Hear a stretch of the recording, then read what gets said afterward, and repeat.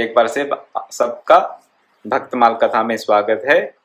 द्वादश प्रधान भक्तों में श्री महाराज बलि, दैत्यराज बलि की कथा का हम श्रवण कर रहे हैं। कल हमने कथा को यहाँ तक श्रवण किया था कि वामन भगवान ने 3 पग भूमि मांगी। दैत्यराज बलि ने संकल्प कर दिया। उनके गुरु आए तो शुक्राचार्य ये कहने के लिए कि ये तो भगवान हैं, ये कोई सामान्य ब्रह्मचारी नहीं है, ये तो भगवान स्वयं एक ब्रह्मचारी के वामन रूप में, उपेंद्र के रूप में अवतरित होकर तुम्हें तुम्हारी सत्ता से च्युत करने आए हैं। महाराज बलि ने अपने गुरु की बात को नहीं माना। कहा कि मैं तो वचन दे चुका हूं, इसलिए अब जो हो सो हो, मैं अपने वचन को मोड़ नहीं सकता। और ये भी कहा कि अगर ये स्वयं भगवान हैं तो और अच्छी बात है, क्योंकि मैं ये सारा यज्ञ किस लिए कर रहा था? भगवान के लिए, भगवान के निमित्त, श्री विष्णु की प्रसन्नता के निमित्त ही तो मैं यज्ञ कर रहा था। और अगर वो खुद ही यहाँ पर आकर, याचक के रूप में आकर मेरे से किसी भी प्रकार की याचना करते हैं, और अगर मैं उनकी उस याचना को पूर्ण करने में समर्थ होता हूं, तो ये मेरे अहोभाग्य। तो किसी भी प्रकार से उन्होंने अपने गुरु की बात नहीं मानी। गुरु ने श्राप दे दिया। दैत्य गुरु शुक्राचार्य ने श्राप दे दिया कि तू अपनी राज्य लक्ष्मी से, अपने राज्य से तो च्युत हो जा, तेरा राज्य तेरे से छूट जाए। अब गुरु के वचन हैं वो तो सत्य हो नहीं थे, और हाँ, अंदर बैठा परमात्मा ही सब बुलवा रहा है। वामन भगवान ने 3 पग भूमि मांगी। दैत्यराज बलि ने कह दिया मैं दे देता हूं। वामन रूपधारी भगवान, एक पग में पृथ्वी, दूसरे में स्वर्ग, तीसरे में पूछते हैं बलि से अब तीसरा पांव कहां रखूं? 3 पग भूमि चाहिए, एक पग तो पृथ्वी पर है, दूसरा स्वर्ग पर, और तीसरा कहां रखूं? भगवान कहते हैं आप मेरे सर पे रख दो। माफ कीजिएगा, महाराज बलि कहते हैं भगवान से, हे भगवान तीसरा पैर मेरे सर पे रख दो। लेकिन उन्होंने बलि को बांध लिया पहले। जब तुम तीसरे पग के लिए तुम्हारे पास कोई स्थान नहीं बचा, इसलिए मैं तुझे बांध लेता हूं। रामायण में भी जामवान कहते हैं किष्किंधा कांड में, बलि बांधत प्रभु बाढ़यो, सोतन बरनी न जाई, उभय घड़ी में दीन ही सात प्रदर्शन धाई। इतना विकराल रूप था भगवान का कि 3 पग में त्रिलोकी छोटी पड़ गई। 3 पग में त्रिलोकी छोटी पड़ गई। और ये कौन भगवान है? वामन, छोटे रूप वाले भगवान हैं। छोटा रूप था ये भगवान का, लेकिन अपना विस्तार कर लिया। भगवान तो भगवान है, उनकी लीला का तो कोई आर पार नहीं। स्कंद पुराण में ये कथा आती है कि बलि की पत्नी विंध्या क्या कहती हैं आकर वहां पर, विंध्यावली नाम है उनकी पत्नी का। वो भगवान की प्रार्थना करती हैं, स्तुति करती हैं, कहती हैं उन्हें ये गुस्सा नहीं आया कि मेरे पति को छलने के लिए कोई आ गया है ना। उन्होंने ये नहीं सोचा कि भगवान हमें हमारी राज्य लक्ष्मी से, हमारे ऐश्वर्य से च्युत करने आए हैं। नहीं, भक्त के मन में कभी ऐसी बात नहीं आती। हाँ, कभी कभी अगर तमोगुण प्रधान हो जाए तो मन में ऐसी वैर विरोध की बातें आ जाती हैं भगवान के प्रति भी, और कहने लगते हैं कि भगवान ने हमारे साथ अच्छा नहीं किया। लेकिन वो कभी क्षण भर के लिए होता है। लेकिन विंध्यावली जैसे उच्च कोटि के भक्तों में कभी भी मन में ऐसा भाव नहीं आता। विंध्यावली प्रार्थना करती हैं बलि की पत्नी भगवान के वामन रूप में कि आप साक्षात विष्णु हैं, आपकी कृपा से ही पूरा जगत चलता है। भांति भांति से स्तुति करती हैं। और जब भगवान कहते हैं कि तेरे पति ने जो प्रण किया था 3 पग भूमि देने का, वो पूरा ना कर पाया और अब तो बंध गया, अब क्या किया जाए? विंध्यावली वहां क्या कहती हैं? कहती हैं हे भगवान, स्कंद पुराण की कथा आपके सामने रख रहा हूं। कहती हैं हे भगवान, आप पहला पग मेरे सर पे रखें, दूसरा पग ये जो मेरा छोटा पुत्र है उसके सर पे रखें, और तीसरा पग मेरे पति बलि के सर पे रखें। इस प्रकार आप अपने जो अभिष्ट आपको प्राप्तव्य था वो प्राप्त हो जाएगा। 3 पग भूमि आपको प्राप्त हो जाएगी। विंध्यावली की ये बात सुनकर भगवान वामन भगवान अति प्रसन्न होते हैं। कुछ और शास्त्रों में कथा इस प्रकार आती है कि बलि बंध जाते हैं और भगवान स्वयं बलि से पूछते हैं, हे बलि, अब मैं तीसरा पांव कहां रखूं? तो उसके उत्तर में कहते हैं बलि कि दातव्य वस्तु से वस्तु का दाता बड़ा होता है। क्या अर्थ इसका? कि जो दान दी जा रही वस्तु है वो छोटी होती है, और जो उसका दाता है, जो दान देने वाला है, वो उससे बड़ा होगा। शास्त्र का सिद्धांत है। जो दे रहा है वो जो दिया जा रहा है उससे बड़ा है।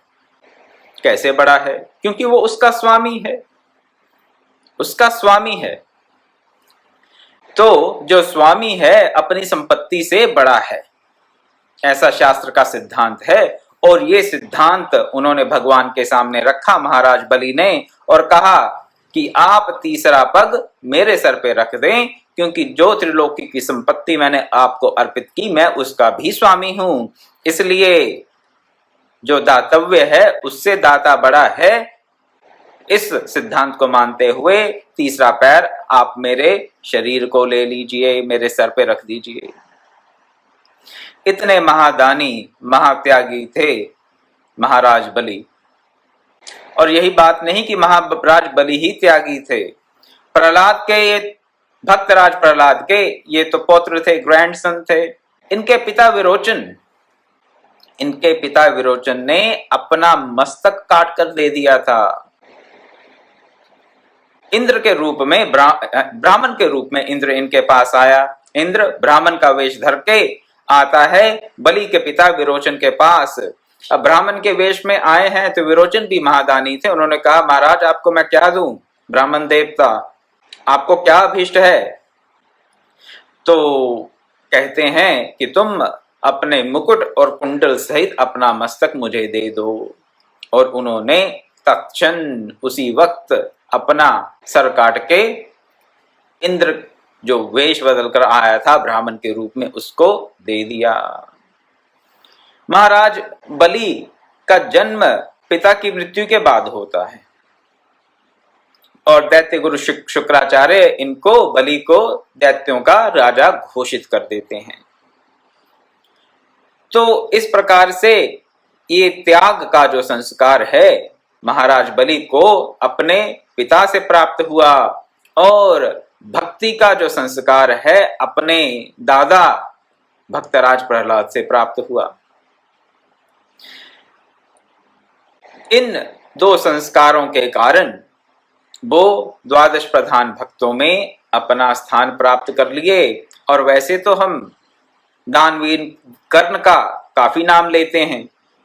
जब दानवीरता की बात आती है, त्याग की बात आती है, तो कर्ण का नाम हम बड़े सम्मान के साथ लेते हैं, महाभारत के कर्ण। और सही है, उन्होंने भी अपने कवच कुंडल उतार के दे दिए। उनको भी इंद्र ने ठग लिया।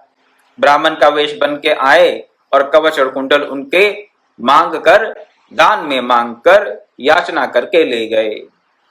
कर्ण को भी उनके पिता सूर्य ने स्वप्न में आकर उनको चेताया था कि ऐसे ऐसे तुम्हारे साथ छल होने वाला है। इंद्र वेश बदलकर, ब्राह्मण का वेश बनाकर तुमसे कुछ ठगी करने वाला है, तुम उसको बातों में नहीं आना। उन्होंने भी इस बात की परवाह नहीं की। महाराज कर्ण ने कहा, कोई बात नहीं, मेरा जो धर्म है देने का, दान देने का जो मेरा धर्म है, नियम है, उसको मैं छोड़ नहीं सकता। अब अगला व्यक्ति छल कर रहा है, ठगी कर रहा है, धूर्त है, उससे मुझे कोई लेना देना नहीं। मैं अपने धर्म से हट नहीं सकता। उसी प्रकार महाराज बलि भी यहाँ पर गुरु ने चता दिया कि ये तो भगवान है, तीनों लोकों का तेरा साम्राज्य तेरे से छीन लेंगे। उन्होंने कहा मैंने कह दिया तो कह दिया, मैं अपने धर्म से हट नहीं सकता। हमारे जीवन में भी कई बार ऐसी बातें होती हैं, ऐसी घटनाएं हो जाती हैं, ऐसी परिस्थितियां आ जाती हैं जहां पर हम कई बार कह देते हैं अरे अगले ने ऐसे किया तो हम क्यों ऐसे करें, अगले ने छल किया तो हम भी छल करेंगे, अगले ने ठीक नहीं किया तो हम भी ठीक नहीं करेंगे, अरे अगला हमें ठगने जा रहा है तो हम उसको सबक सिखाएंगे, उसको मजा चखाएंगे, उसको पाठ पढ़ाएंगे, उसको सीधा कर देंगे। बहुत प्रकार की बातें आ जाती है। रजोगुनी वृत्ति का अगर मन बुद्धि हो तो ऐसी बातें आ जाती हैं कि उसने मुझे समझ क्या रखा है, मुझे ठगेगा, मैं क्या बेवकूफ हूं, मुझे बेवकूफ समझता है। ऐसे मन में भाव आ जाते हैं। भक्त के मन में ऐसे भाव नहीं आते, चाहे वो दानवीर कर्ण हो या फिर यहाँ पर महाराज बलि जिनकी कथा का हम श्रवण कर रहे हैं। जो कह दिया सो किया, और जो किया प्रभु की तृप्ति के लिए, प्रभु की प्रसन्नता के लिए, अपने इष्ट देव की प्रसन्नता के लिए। अपना क्या रहता है क्या जाता है उससे तो कोई अर्थ ही नहीं, कोई मतलब ही नहीं है। कई बार ऐसी बात हो जाती है, भगवान की माया के चलते भक्त भी माया के वशीभूत होकर गड़बड़ कर देते हैं। देव ऋषि नारद की कथा आती है रामचरितमानस में। क्या कथा आती है कि नारद जी को मोह हो जाता है कि मैंने कामदेव को जीत लिया, मैं काम को जीत गया और मेरे जैसा अब कोई है नहीं, एकमेव द्वितीयम, काम को मैंने जीत लिया। इस अभिमान को चूर करने के लिए भगवान बहुत सी माया रचते हैं और एक ऐसी कन्या को नारद जी के समक्ष उपस्थित कर देते हैं। नारद जी जिस पर मोहित हो जाते हैं कि ये मुझे कन्या तो चाहिए चाहिए। संक्षेप में बता रहा हूं क्योंकि ये आप कथा जानते ही होंगे। फिर कन्या नहीं मिलती नारद जी को और उसी कन्या को भगवान खुद ले जाते हैं। भगवान खुद उस कन्या को ले जाते हैं। अब नारद जी जिस कन्या पर आसक्त थे उस कन्या को, विश्व मोहिनी को जब ले जाते हैं भगवान, तो नारद जी आग बबूले हो जाते हैं। देव ऋषि नारद आग बबूले हो जाते हैं। माया किसी को भी व्याप सकती है, इसी का एक उदाहरण दे रहा हूं। और वहां पर फिर भगवान को अनाप शनाप कह देते हैं। वो भी क्या कहते हैं, परम स्वतंत्र न सिर पर कोई, भावै मने करो तुम सोई, भले ही मंद मंद ही बल करहु, विस्मय हर्ष ही न कुछ धरहु। अच्छे को बुरा, बुरे को अच्छा, परम स्वतंत्र हो, सिर पे कोई है नहीं, जो मन करता है वो करते हो, और कर्म का बंधन भी नहीं है कोई, और ना मन में कोई हर्ष है, ना किसी प्रकार का विस्मय, ना किसी प्रकार का क्षोभ। इसलिए विष्णु को कह रहे हैं ऐसे अपने इष्ट देव को कि तुम्हारा दिमाग खराब हो गया है, सबको पर्चा पर्चा कर अपनी मन मर्जी करके, सर पे कोई है नहीं, इसलिए जो मन मर्जी में आता है वैसा करते हो, लेकिन अब मैं तुम्हें मजा चखाऊंगा, श्राप दूंगा तुम्हें। और दिया भी उन्होंने वृत्तांत के अनुसार, लेकिन वो सब भगवान की लीला थी, माया थी। लेकिन भक्त को ऐसी परिस्थिति से, अभिमान से, ईर्ष्या से, द्वेष से, किसी को मजा चखाने से बचना चाहिए। दूसरे का आचरण देखकर भक्त को क्षुब्ध नहीं होना चाहिए कि उसने मेरे साथ ऐसा क्यों किया, ऐसा मन में भावना आए तो ही भक्ति के मार्ग पर हम सुगमता से आगे बढ़ सकते हैं। और जब तक दूसरे का व्यवहार हमें परेशान करता रहेगा, जब तक दूसरे के व्यवहार से हमारे मन में क्षुब्धता आती रहेगी, मन में उथल पुथल होती रहेगी, तो फिर भक्ति में मन कहाँ लगेगा। अपना धर्म देखें, त्याग का धर्म भक्त का धर्म है। और महाराज बलि जैसे, दैत्यराज बलि जैसे दानवीर तो वही हुए हैं। त्रिलोकी का राज्य उन्होंने दान में दे दिया, त्रिलोकी का राज्य दान में दे दिया। भगवान प्रसन्न हुए, लेकिन उससे पहले क्या होता है, इस अपूर्व त्याग को देखकर सब देवता, देवर्षि नारद, ब्रह्मा जी वहां पर आ जाते हैं। ब्रह्मा जी भगवान से कहते हैं कि त्याग से, दान से तो व्यक्ति की उत्तम गति होती है, और ये महाराज बलि आज तक का सर्वोत्तम दान देकर, सर्वोत्तम त्याग करके बंधे हुए हैं, ये दुर्गति को प्राप्त हो रहे हैं। ये कैसी लीला है आपकी? फिर ये क्यों बांधा गया? ये प्रश्न करते हैं बलि।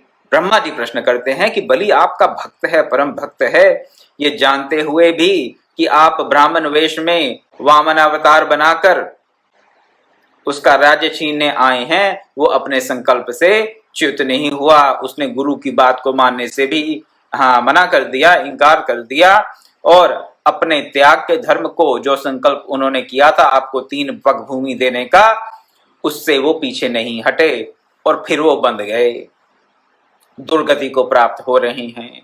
ऐसा क्यों? ऐसा क्यों कि आपका भक्त सर्वस्व त्याग करने के पश्चात भी दुर्गति को प्राप्त हो रहा है? ये प्रश्न है ब्रह्मा जी का। भगवान क्या उत्तर देते हैं वो आपके समक्ष रखता हूं, और ये मेरा अपना अनुभव किया हुआ है। भगवान तो कह रहे हैं, लेकिन भगवान ने ये मुझे खुद अपने जीवन में दिखाया भी। क्या कहते हैं? ब्रह्मा जी को बोल रहे हैं, जिस पर मैं कृपा करता हूं उसका पहले तो मैं धन हर लेता हूं, पीछे चाहे उसे संपूर्ण संपत्ति सौंप दूं। जिस पर कृपा करते हैं उसका संपूर्ण धन हर लेते हैं, संपूर्ण धन हर लेते हैं। करते हैं ऐसा क्यों करते हैं? आप सोचेंगे कि लेकर फिर कहते हैं चाहे मैं उसको उसकी सारी संपूर्ण जो संपत्ति है वो लौटा दूं या उससे भी 10 गुना दे दूं। फिर पूछेंगे इसका क्या फायदा, इसका क्या, व्हाट्स द पॉइंट? सब ले लिया, संपत्ति शून्य हो गई, और फिर सब दे भी दिया। भगवान परीक्षा लेते हैं? नहीं, परीक्षा की बात नहीं है। भगवान ये इसलिए करते हैं क्योंकि उनके भक्त की अनन्यता बनी रहे। जब तक संपत्ति रहती है, संपत्ति का आश्रय रहता है।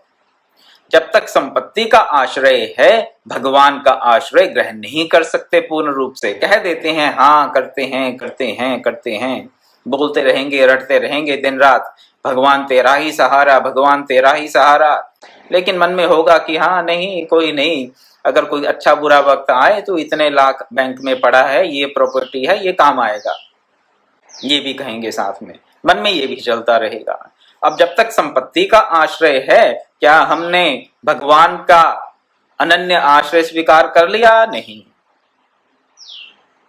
नहीं किया। प्रेम गली अति सांकरी, जामे दो न समाये। तो भगवान का आश्रय है तो फिर धन का आश्रय नहीं, संपत्ति का आश्रय नहीं, और अगर धन संपत्ति का आश्रय है तो भगवान का फिर आश्रय अभी पूर्ण रूप से लिया नहीं।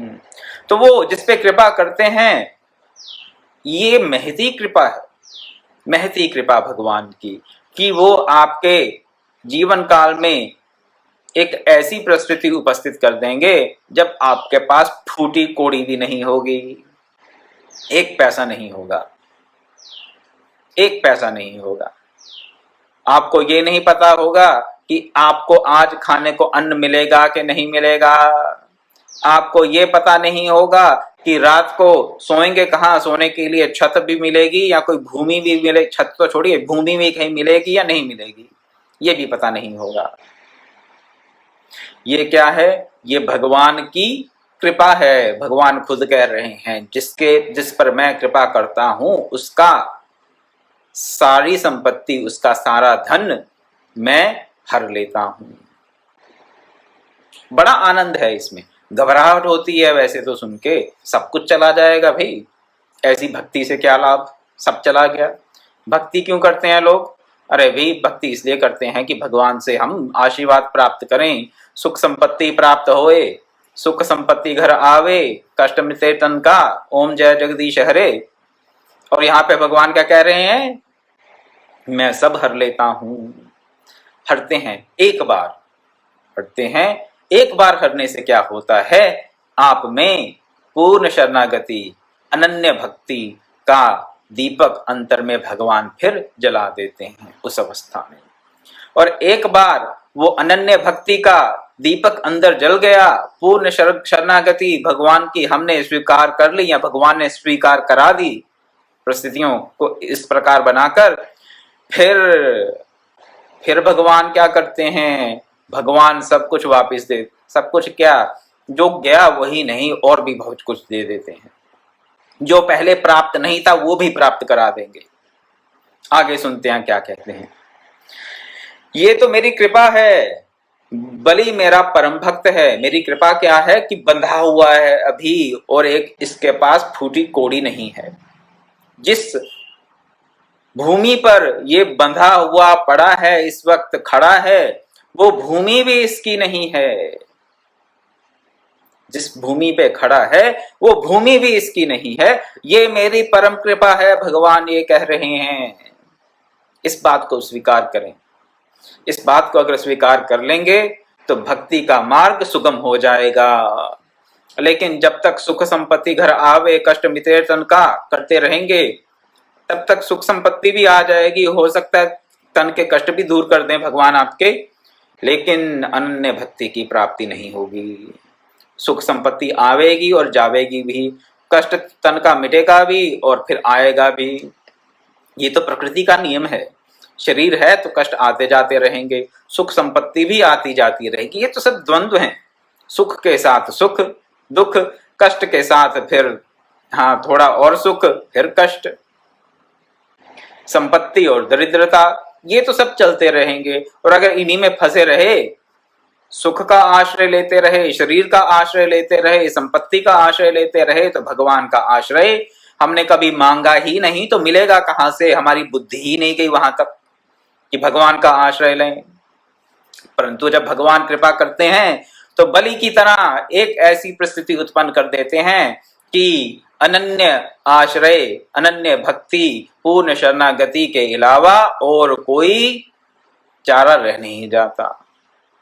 ये भगवान की क्या है, परम कृपा।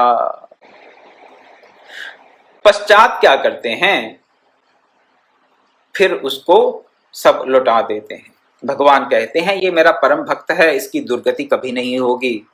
तो ब्रह्मा जी ये मत कहिए कि बंधा पड़ा है, ये दुर्गति को प्राप्त हो गया भक्ति करके, नहीं, ऐसी बात नहीं है। ये तो केवल इस समय आपको ऐसा लग रहा है, इसकी दुर्गति नहीं होगी, ये मेरा परम भक्त है। ब्रह्मा जी को उन्होंने उनके क्वेश्चन का आंसर दे दिया।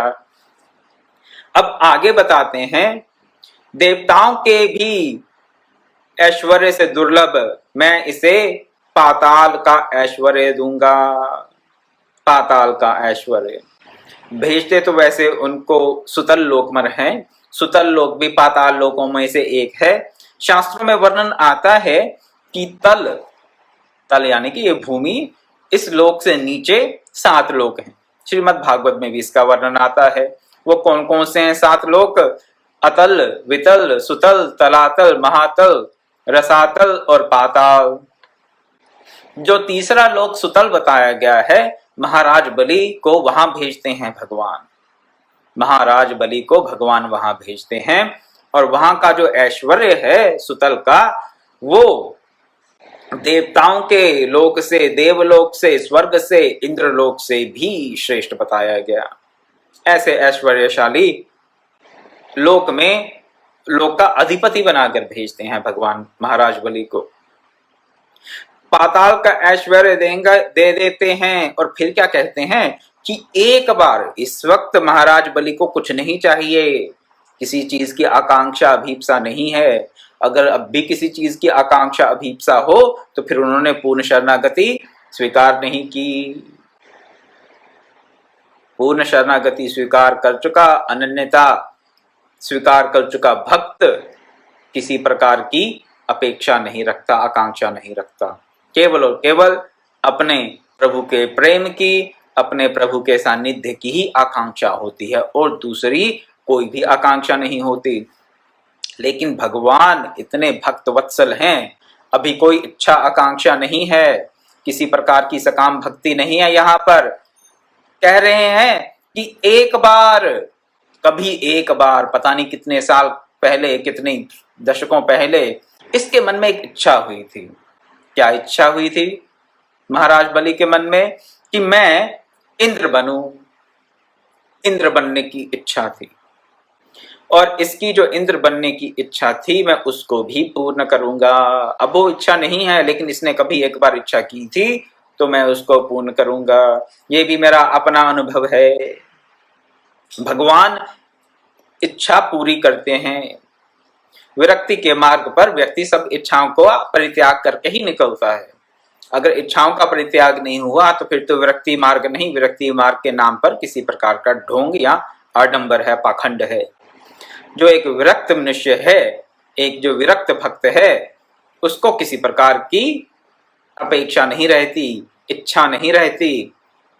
लेकिन भगवान कभी कोई ऐसी इच्छा की हो भक्त ने, भक्त भी भूल जाता है वो इच्छा करके, भक्त को भी याद नहीं, लेकिन भगवान पूरी करते हैं, करते हैं, अवश्य करते हैं। भगवान की इतनी कृपा, इतनी कृपा। योगक्षेम वहां में हम तेषाम नित्याभियुक्तानाम योगक्षेम वहां में हम। जो मेरे में सतत अपने आप को, नित्य अपने आप को लगाए रखते हैं, उनके योग और क्षेम का वहन मैं करता हूं। जो नित्य अपने आप को परमात्मा में लगाए रहते हैं, उनको कहां से इच्छाएं आकांक्षाएं होंगी? ना शरीर के, ना धन संपत्ति की, ना ही कुछ और।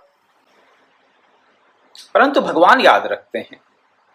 भक्त अगर केवल भगवान को याद रखे, भक्त केवल अगर भगवान को याद रखे, तो वो प्रभु की असीम अनुकंपा का भाजन बन जाता है। फिर भगवान याद रखते हैं कि भक्त को क्या चाहिए, क्या नहीं चाहिए।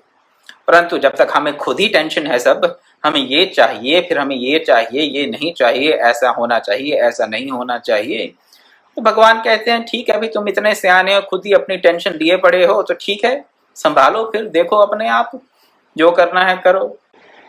लेकिन जो भक्त सब कुछ भुलाकर भगवान का चिंतन करता है, भगवान का ही ध्यान करता है, नित्य सतत युक्तानाम, नित्य अभियुक्तानाम, ऐसे ऐसे शब्द भगवान ने कहे श्रीमद् भगवद गीता में, उनका परम कल्याण, उनकी हर इच्छा जब कभी की होगी पहले, हो सकता है इस जन्म की ना हो, किसी पूर्व जन्म की हो जो हमें पता ही ना हो, उन इच्छाओं को भी भगवान पूर्ण करते हैं। इतनी भक्त वत्सलता और कहां देखने को मिलेगी? हमारी तो समझ में नहीं आता कि इतने कल्याण का कोई और मार्ग हो सकता है भक्ति को छोड़कर। परम शांति प्राप्त करते हैं आप,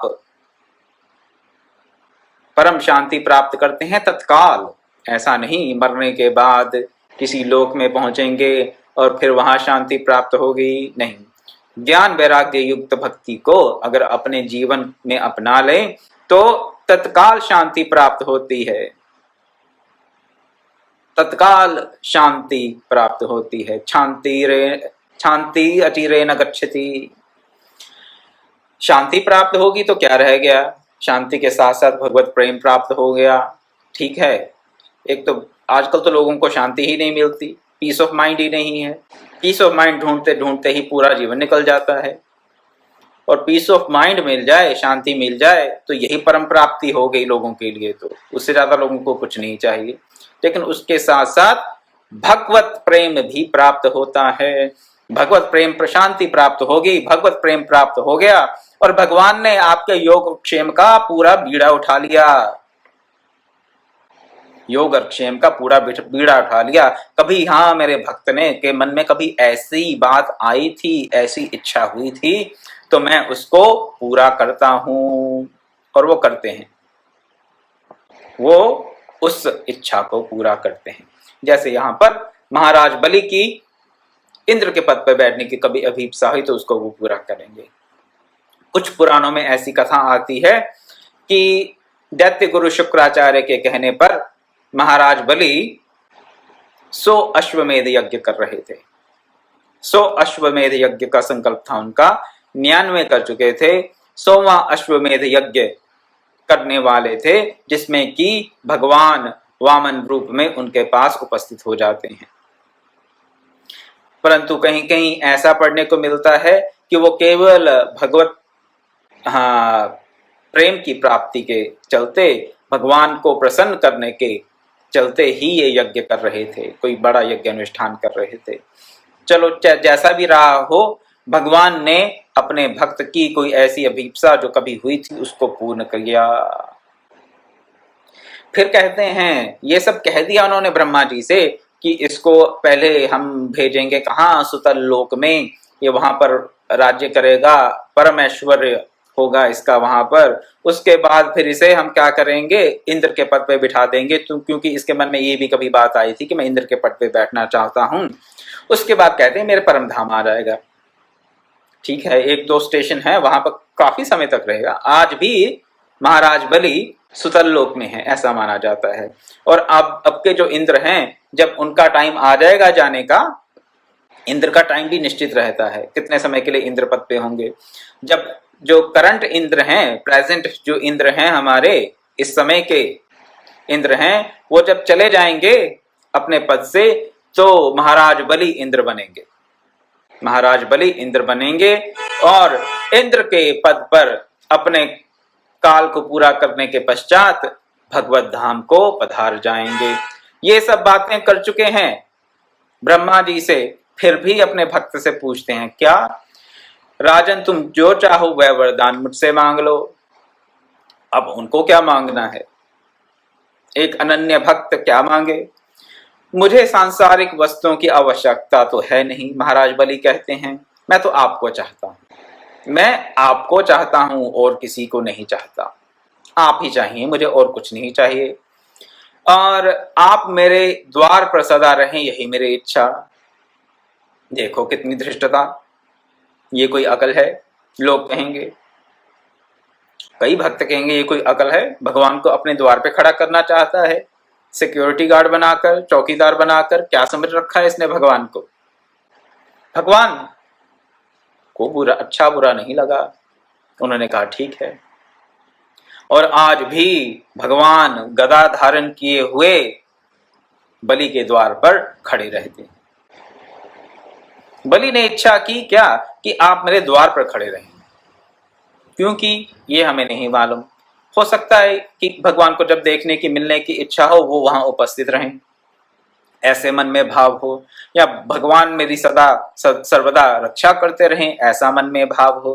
कैसा भी भाव रहा हो, बलि जी ने भगवान से प्रार्थना की और भगवान ने मान ली। भगवान ने सोचा, कहते हैं हमने तो सोचा कि हमने इसे बांध लिया, हमने तो बांधा इसे कुछ क्षणों के लिए।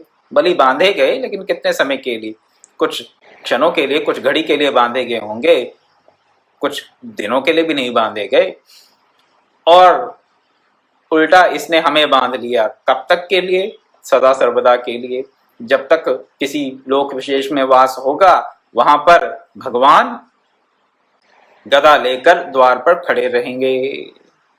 इस वक्त महाराज बलि सुतल लोक में है, तो सुतल लोक में भगवान गदा लेकर द्वार पर खड़े हैं। ऐसे भक्तवत्सल भगवान, ना उनको किसी का सारथी बनने में, अपने सखा के सारथी बनने में भी कोई उनको वो नहीं है, हेजिटेंसी होती है, हेजिटेशन होती है। आजकल लोगों को काम को छोटा बड़ा मानते हैं, ये काम बड़ा है तो ठीक है, अच्छा लगता है, तो ये लो स्टेटस का काम है, तो इसलिए ये ठीक नहीं है। तो ऐसी बुद्धि बनी हुई है समाज में लोगों की। चलिए, लेकिन भगवान को देखें और ये सीखें, कभी सारथी बन जाते हैं, कभी द्वारपाल, उनको कोई फर्क नहीं पड़ता। भक्त की प्रसन्नता के लिए जो करणीय होगा वो करेंगे, लेकिन कैसा भक्त, कैसा भक्त, सुख संपत्ति घर आवे कष्ट मिटे तन का वाला भक्त नहीं। जो भक्त ये कहता है कि मुझे और कुछ नहीं चाहिए, मुझे तो केवल और केवल आप चाहिए, मैं तो केवल आपको चाहता हूं, उसके द्वार पर भी सदा सर्वदा के लिए खड़े रहने को तैयार हो जाते हैं। भगवान ने कहा ठीक है, तुम कहते हो तो आज से मैं तुम्हारे द्वार पर सदा सर्वदा के लिए खड़ा रहूंगा। महाराज बलि त्याग का सर्वोत्तम उदाहरण देते हुए, त्याग का सर्वोत्तम उदाहरण देते हुए और भक्तों को, हम जैसे तुच्छ लोगों को प्रेरणा देते हैं कि कुछ भी जाता है जाए, लेकिन अपना धर्म, अपने भक्ति के मार्ग का हम त्याग ना करें। और अगर यहाँ पर कुछ गड़बड़ कर दी कि चलिए कोई नहीं, कौन देख रहा है, किसको पता चलेगा, ठीक है, इतना तो चलता ही है, प्रैक्टिकल होना चाहिए। गए, अपनी बुद्धि लगाएंगे, जहां पर बुद्धि लगानी चाहिए वहां तो लगानी ही चाहिए, लेकिन यहां पर बुद्धि लगाने से कुछ बात नहीं बनेगी, बिगड़ेगी ही। निर्मल मन जन सो मोहि पावा, मोहि कपट छल छिद्र न भावा। तो कपट छल छिद्र किसी प्रकार का कर लिए, गोल गबोड़ कर लिए कि हाँ इतना तो चलता है, प्रैक्टिकल होना चाहिए, तो गए काम से। प्रैक्टिकल होते रहेंगे, फिर जन्म जन्मांतरों तक प्रैक्टिकल होने की प्रैक्टिस होती रहेगी, लेकिन भक्ति के मार्ग पर आगे बढ़ने का अवसर हम गवाते रहेंगे। तो अगर प्रैक्टिकल बनना है तो भक्ति के मार्ग में प्रैक्टिकल बनिए, और भक्ति के मार्ग में प्रैक्टिकल वो व्यक्ति है, वो भक्त प्रैक्टिकल है जो कहता है कि जो जाता है जाए, जो आता है आए, मैं अपने धर्म से, अपने वचन से, सत्य से नहीं हटूंगा, नहीं हटूंगी। वही भगवान को अपना द्वारपाल बना लेता है, उसकी इच्छा नहीं है, हाँ, लेकिन फिर भी भगवान उसके मुख से कहलवाते हैं और कहते हैं मैं तुम्हारा द्वारपाल बनने के लिए रेडी हूं, बन गया, बन गया। सर्वस्व त्याग, सर्वस्व त्याग, और कुछ चाहिए नहीं भगवान के सिवा। भक्ति की ये अनुपम स्थिति हमें देखने को मिलती है महाराज बलि के चरित्र में। और कल से हम द्वादश प्रधान भक्तों में से अगले भक्त श्री शुकदेव जी, महाराज व्यासदेव के पुत्र श्री शुकदेव जी की कथा का श्रवण करेंगे। ओम पूर्णमदः पूर्णमिदं पूर्णात् पूर्णमुदच्यते पूर्णस्य पूर्णमादाय पूर्णमेवावशिष्यते। ओम शांति शांति शांति। हरि ओम तत्सत्।